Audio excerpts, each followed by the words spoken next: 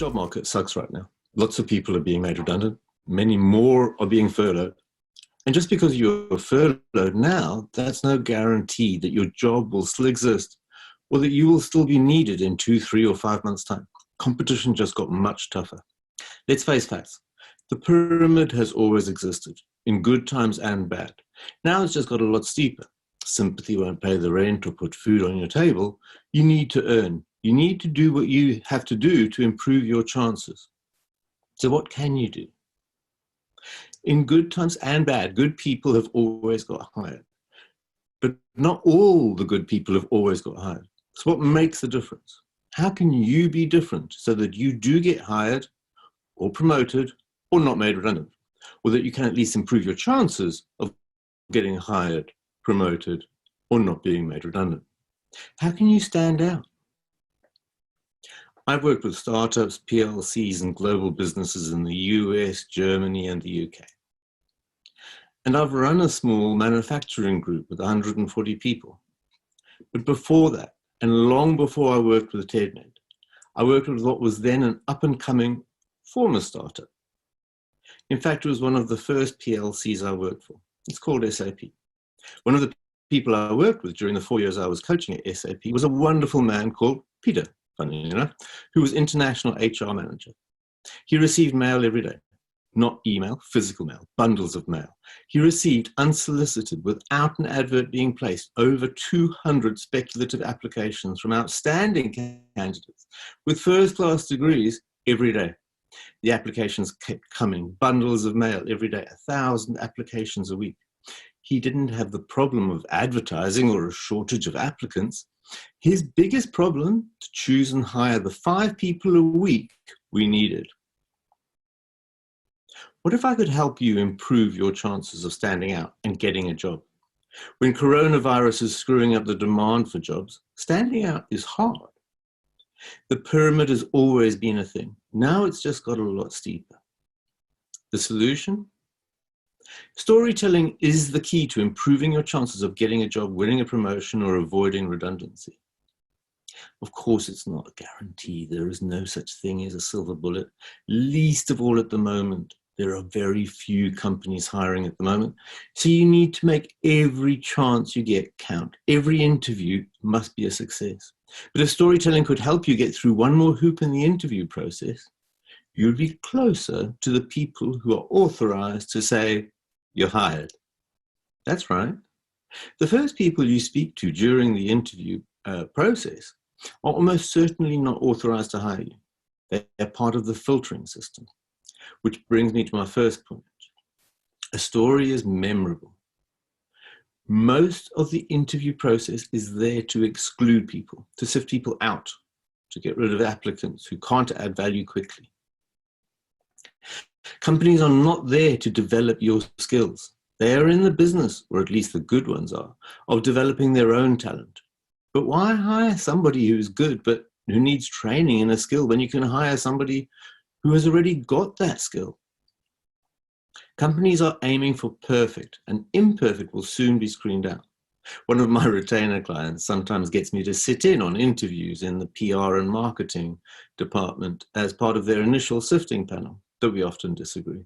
The communications director said to me once, he said, "Peter, you're a great coach, but you're a shockingly bad interviewer. Your skill is seeing and coaching potential, but we're not hiring for potential. We're hiring for next week and next month."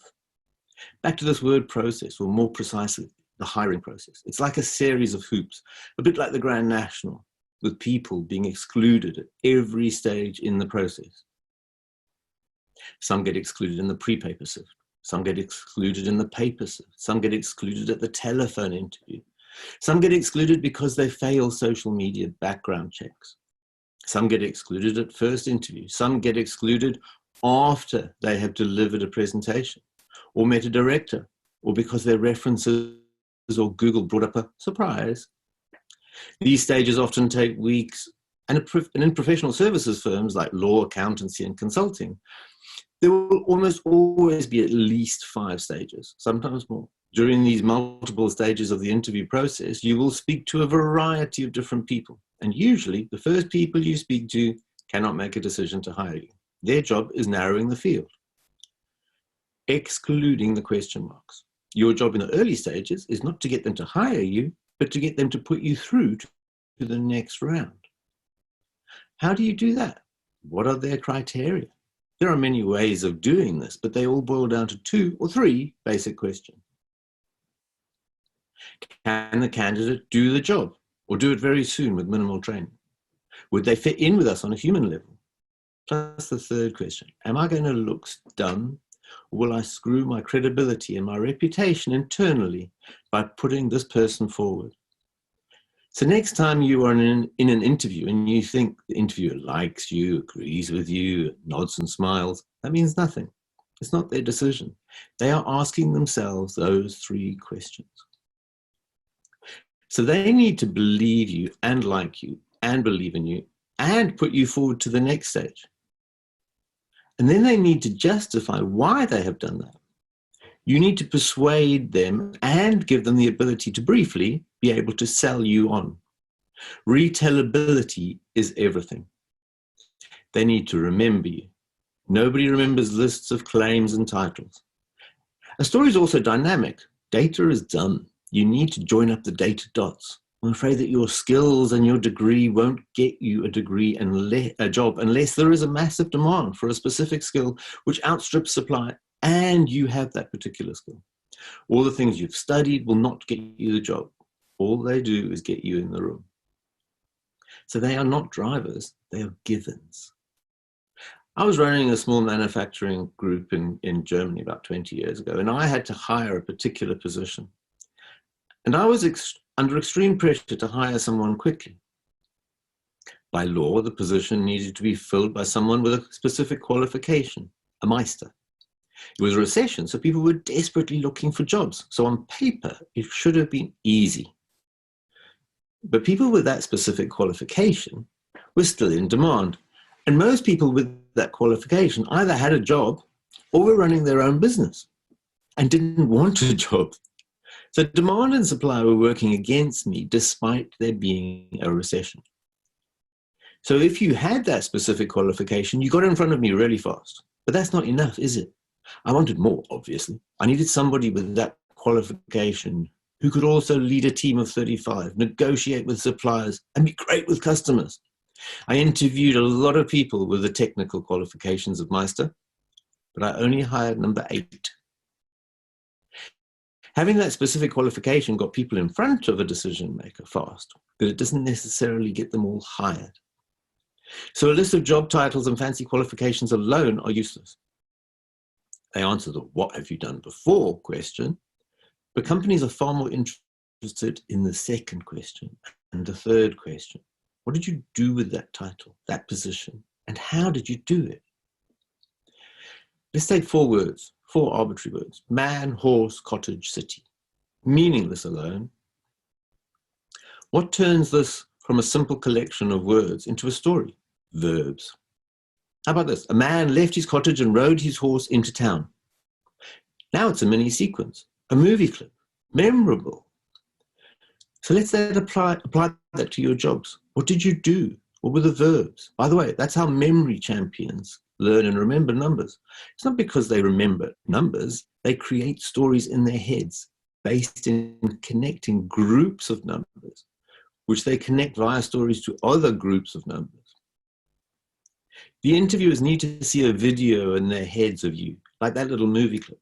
A man rode his horse from his cottage to the city. That's the basis for a video, but it's still not enough. Verbs are just not enough on their own. Stories are visual. They're not just dynamic, they're visual. And that makes them memorable. They have color and texture. So how do you take facts and give them color? You give them adjectives. What about a tall man, a dark horse, a thatched cottage, or is it a farmhouse or a rundown worker's cottage? See how different pictures pop up in your head? A big city, a dirty city, a shiny city. So what happens if we add a verb and some color to these 4 words? A desperate and hungry poor man put all that he owned into a dirty canvas rucksack and saddled up his tired horse and rode his horse away from his rundown worker's cottage in the wood towards the smoke and noise and danger of the dirty city, hoping to make his fortune. And as in all good films, something then happens. And we see what happens to the person and how they reacted and dealt with it. That's where the dramatic arc comes in. More about that on my website. Let me give you an example. I had a client. This wasn't a graduate interview client. This was a man who had had some important roles, and he wanted to go for a director role at a PLC. But he didn't have a degree, and to get to the next stage, to get to the next level, he wasn't qualified. On paper, it was a big step up, 2 ranks at least. We talked through his career, what jobs he had had, and what he had done with them. And in one of his jobs, one that he'd almost forgotten, he'd been in charge of a major London train station when a massive disaster happened. He was relatively junior, but there was nobody else there, and he took control, and he ran that disaster without title or salary or position, purely because of the caliber of the person he was, and because he knew his job, and he knew that station, and he stepped up. Nobody else was there. He took control. His attitude and his abilities came together perfectly on a terrible day. When it came to his interview, he told that story that we'd worked on. He was hired at director level and has since gone on to a number of other senior roles in PLCs. Nobody asks about his degree anymore. His story is powerful, dynamic, and visual. It's retellable. So many people hide behind job lists or claims without telling any retellable, memorable, vivid stories like he did. But you might say, I haven't got enough time to tell all the stories I have. Well, actually, you only need to tell 1 or 2, maybe 3, but there must be stories that prove that you possess the key hiring criteria that they listed in the job description and the job advert.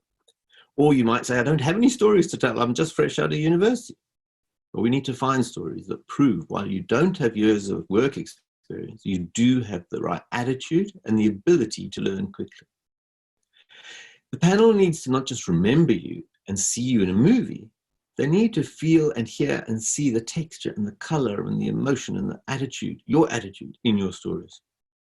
Storytelling helps you stand out in interviews by bringing your CV to life, making you and your story memorable, and getting further along the interview process and closer to someone who can say, you're hired.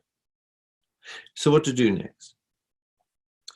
To help you stand out in interviews, there are over 50 articles on storytelling for interviews on my website, peterbotting.co.uk, including what to do in a telephone interview, what questions to ask the interviewer, how to prepare for an interview, and what not to do in an interview. Why don't you go and have a look? In the meantime, good luck. Thanks very much.